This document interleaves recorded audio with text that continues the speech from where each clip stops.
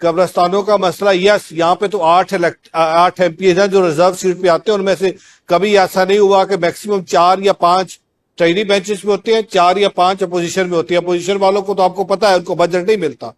अब सवाल ये पैदा होता है कि ये कब्रिस्तानों का मसला आज का नहीं है जनाब स्पीकर, ये वो सोच है, ये वो रवैये हैं जो रवैये आपने खुद उन रवैयों को कंडेम किया, जो रवैये आज भी ये कहते हैं कि जब सफाई की बात हो, जब सुथराई की बात हो, जब जैनिटोरियल सर्विसेज की बात हो, तो हम एक खास मजहब के लोगों को या अकलियत के लोगों को टैग करते हो उस प्रोफेशन के साथ।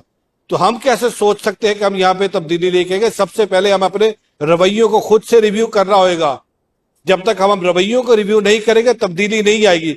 अब आते हैं अकलियती डिपार्टमेंट। जनाब स्पीकर, मेरे डिपार्टमेंट का वजूद ये इस बात की अक्कासी है जो आपने खुद फरमाई कि अकलियत के बदतरीन हालात है। यस, मेरा डिपार्टमेंट की मौजूदगी यही है और चीफ मिनिस्टर का यहाँ पे खड़े होकर ये कह के जाना कि अकलियत मेरे सर का ताज, और पिछले 2 साल में इस डिपार्टमेंट का बजट 300% बढ़ा दिया। पिछले 78 साल का जो एक बैकलॉग है उसको मैं 2 सालों में तो नहीं कर सकता, बट स्टिल आपने कब्रिस्तानों की तरफ निशानदेही की। जनाब स्पीकर, आपने मुझे पहले भी कहा था, मैंने इससे पहले अर्ज की कि चीफ मिनिस्टर पंजाब की वाज़िया हिदायत आ गई है।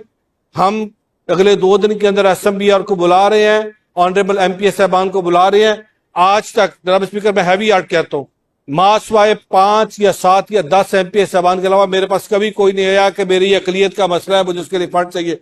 जो आए, अदनान चट्टा साहब यहाँ पे मौजूद है, सुभानी साहब की आज ताई की वफात हो गई है, वो नहीं है। MPA राना तनवीर साहब हैं, नौशीन साहब हैं, सब ने मुझे कहा, हुक्म दिया कि मेरे इलाके के अंदर अकलियत है, डेवलपमेंट तरक्याती बजट दे, उनको हमने तरक्याती बजट दिया।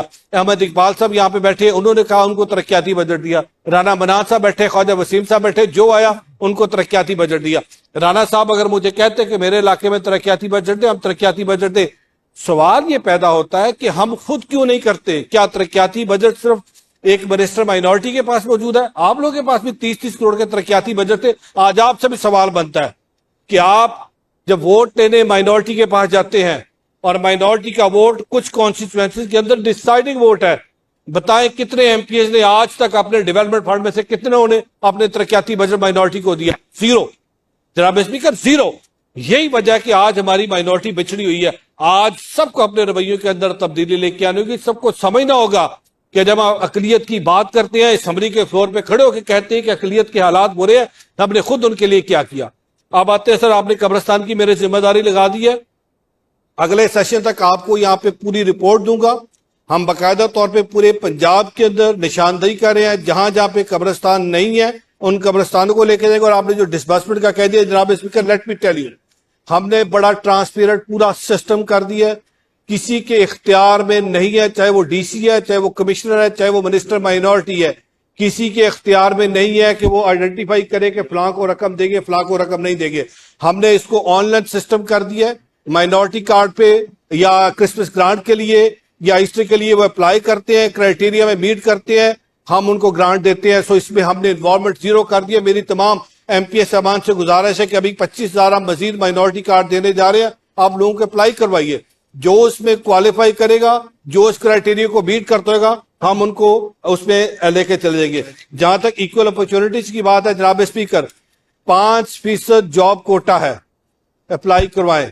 जनाब स्पीकर, आज आप उंगलियों में गिन सकते हैं कि इस वक्त हमारे माइनॉरिटी में से कितने डिप्टी कमिश्नर हैं, कितने असिस्टेंट कमिश्नर हैं। मास सुबह 3 या 4 के बाद हमारी गिनती खत्म हो जाती है।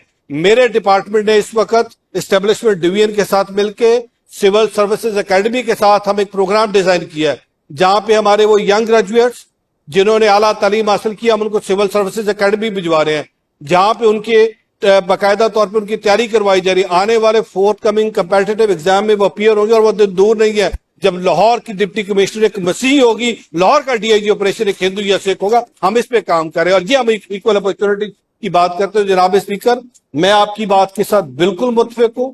हमें इस वक्त अकलियतों को एम्पावर करना है, बट ये अकेले माइनॉरिटी डिपार्टमेंट का काम नहीं है। ये इस हाउस के अंदर बैठे हुए हर MPS साहब का, हर MPS साहबा का फर्ज बनता है कि अपने इलाके के आए, हम मिलकर अपनी अकलियतों को एम्पावर करें। और जिस तरह आप काम करें जनाब स्पीकर, आपने हमेशा इस चेयर पे बैठ के डायरेक्शन भी दी है, आपने हमेशा इस चेयर से बैठ के आपकी तरफ से सपोर्ट मिली है और आपका अकलियत के लिए जो आपका दर्द दिल है, अकलियत के लिए जो आपकी तरफ से इनपुट होती है, मैं उसको अप्रिशिएट करता हूं। और हम चाहेंगे कि मिलके जो आपकी तरफ से जितने भी आज आई है रिकमेंडेशन आई है, जो आपने हिदायत दी है, इन पे लेटेस्ट पीरियड में काम करूंगा।